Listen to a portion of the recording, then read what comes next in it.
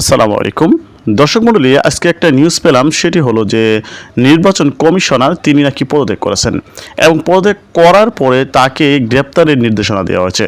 আসলে কেন গ্রেপ্তারের নির্দেশনা দেওয়া হয়েছে চলুন আমরা এই ভিডিওতে আপনাদেরকে সেটুকু জানাবো। দর্শক মণ্ডলী, আপনারা জানেন কাজী হাবিবুল আওয়াল তিনি নির্বাচন কমিশনার ছিলেন এবং নির্বাচন কমিশনে বিগত 2.5 বছর নির্ধারণ করার পরেই তাকে কিন্তু বিদায় দেওয়া হয়েছে। আপনারা জানেন যে আজকে 12টার সময় তিনি সংবাদ সম্মেলন করে পদত্যাগের ঘোষণা দিয়েছেন।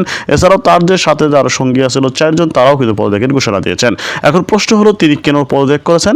দর্শক মণ্ডলী, আপনারা জানেন যে বিগত সরকারের যতগুলো চেলা আছে বা যতগুলো চামচা আছে তারা সবাই আস্তে আস্তে পদত্যাগ করতে বাধ্য, কারণ অন্তর্বর্তী সরকার তারা চাচ্ছে না যে আওয়ামী লীগের যারা চেলা থাকবে তাদেরকে সেই পদে বহাল রাখবে। এটির জন্যই কিন্তু তাকে পদত্যাগ করতে হচ্ছে। পাশাপাশি আপনারা জানেন যে যত আওয়ামী লীগের যত বড় বড় নেতা আছে তারা কিন্তু সবাই এখন জেল হাজতে আছেন। তো এই অনুসারে কাজী হাবিবুল আওয়ালকেও কিন্তু ধরা হবে এবং কবে ধরা হবে এটি নিয়েও কিন্তু একটি গুঞ্জন সৃষ্টি হয়েছে।